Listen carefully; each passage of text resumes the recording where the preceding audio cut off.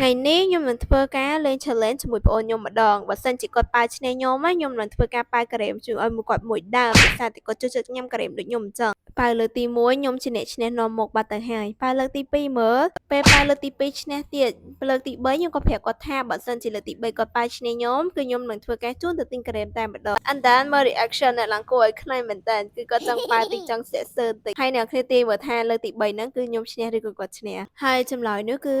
គាត់ជាអ្នកឈ្នះដោយសារតែពេលដែលគាត់ឈ្នះនេះគឺនាំគ្នារៀងព្រឹកបន្តិចមិនដឹងទេមិនដឹងថាគាត់ឈ្នះក៏ចាញ់ដល់ពេលគាត់លើឈ្នះលើកហូរទះដៃតែម្ដងក្រែមដែលខ្ញុំមកទិញហ្នឹងគឺអាយឆាដោយសារខ្ញុំឃើញគេមានរសជាតិថ្មីចេញប៉ុន្តែដល់ពេលខ្ញុំមកហ្នឹងគឺអស់ស្តុកបាត់ទៅហើយចាអញ្ចឹងមានតែយករសជាតិម៉ាឆានៃឯងដោយសាររសជាតិម៉ាឆាក៏ឆ្ងាញ់ដែរបន្ទាប់មកខ្ញុំក៏ធ្វើការកម្មង់ម្នាក់ចំនួន1ដើមនោះអីដោយសារតែអ្នកចាញ់ក៏ត្រូវតែញ៉ាំដែរហើយនេះគឺជាម៉ាឆាដែលខ្ញុំបានញ៉ាំយទៅគឺថាបាត់ច្រើនមែនតើហ្មងហើយញ៉ាំឆ្ងាញ់មែនតើរសជាតិម៉ាឆាមិនគឺក្រែមចឹងឯងចឹងនេះគឺជា challenge លើកទី1របស់ខ្ញុំឯងបើសិនជាមានការគ្រប់គ្រងច្រើនខ្ញុំនឹងធ្វើការ challenge លើកទី2លើកទី3បន្តទៀតហើយអ្នកទាំងអស់គ្នាកុំភ្លេចចុច like share follow ខ្ញុំម្នាក់មួយផងជួបគ្នាវីដេអូក្រោយ